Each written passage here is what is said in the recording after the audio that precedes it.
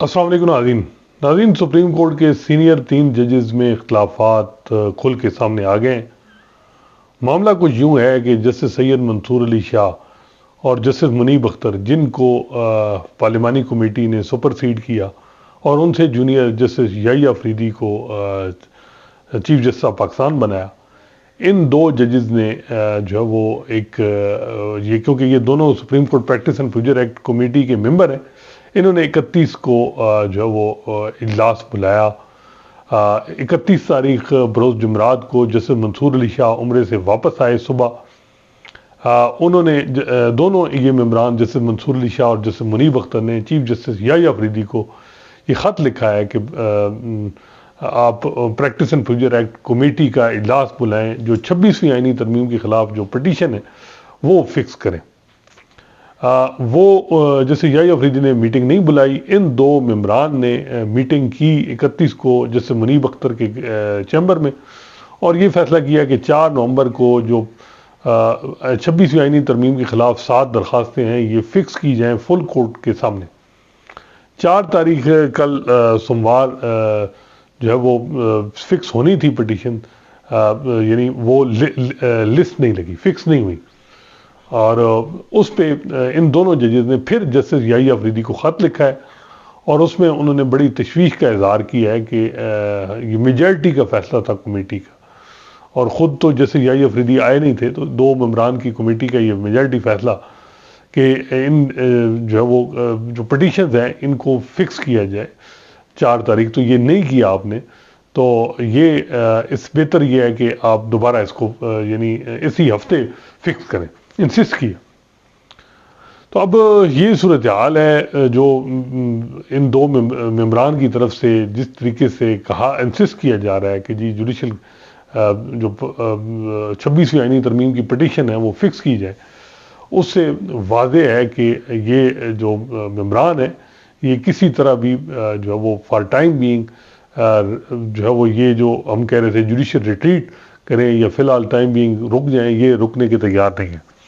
दूसरी तरफ ये भी है कि इन्होंने जो है वो फैसला ये भी ठीक किया, क्योंकि अब supreme court practice and procedure act के जो कमेटी है वो तब्दील हो चुकी है। अब जो तीसरे जज हैं वो जस्टिस मुनीब अख्तर नहीं होंगे, अब प्रिजाइडिंग जज जो कॉन्स्टिट्यूशन बेंच का जो सरबराह है वो इसमें शामिल होगा practice and procedure act committee में। अगर वो नहीं होगा तो जो कॉन्स्टिट्यूशन बेंच का उसके बाद सीनियर जज है वो शामिल होगा। तो मुनीब अख्तर साहब अगर कमेटी में नहीं है तो फिर कॉन्स्टिट्यूशन बेंचेस के हवाले से जजेस की नॉमिनेशन में उनको नहीं किया जाता, हुकूमत उनकी मुखालफत या मेजॉरिटी करती है, तो फिर वो practice and procedure act committee में भी नहीं रहेंगे। बज़ाहिर ये जो है वो मुनीब अख्तर साहब के हवाले से ही है कि ताकि वो जो ये एक्टिविटीज़ कर रहे थे वो ना करें।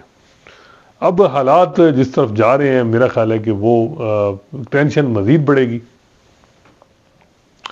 इस हवाले से जो आज का इजलास है जुडिशल कमीशन का वो बड़ा अहम है। पहला इजलास है जुडिशल कमीशन का जिसमें आइनी बेंचेस के सरबराह का तकर्री होनी, 12 रुकनी यानी ये जुडिशल कमीशन का इजलास होना है। इसमें ये तय होना है कि प्रिजाइडिंग जज कौन होगा। गालिब इम्कान है कि जैसे याहिया अफरीदी होंगे, उसके बाद ये अगर याहिया अफरीदी होते हैं तो 13वां मेंबर ऐड होगा, एक सुप्रीम कोर्ट का सीनियर मोस्ट जज जस्टिस जमाल मंदोखेल को शामिल किया जाएगा जुडिशल कमीशन में। अब जमाल मंदोखेल बैरून मुल्क हैं इस वक्त, क्या वो उनकी गैर मौजूदगी में उसी वक्त इजलास आज ही हो जाएगा या वेट किया जाएगा उनके आने का, सिर्फ प्रिजाइडिंग जज ही नामजद होगा, ये भी बड़ा इंपॉर्टेंट है।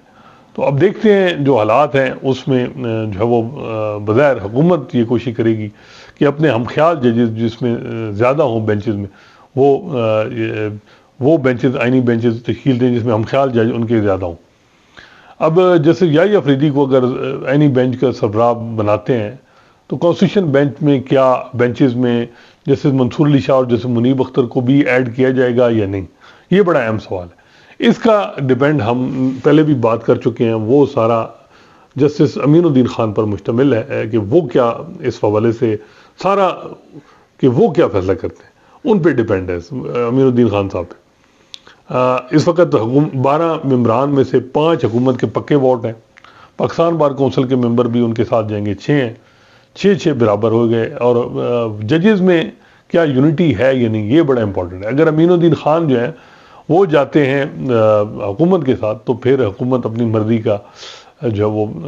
پریزائڈنگ جج بھی بنائے گی ان کو، امین الدین خان صاحب کو، اور بینچ بھی وہ بنا لے گی۔ اگر امین الدین خان صاحب جو ہیں وہ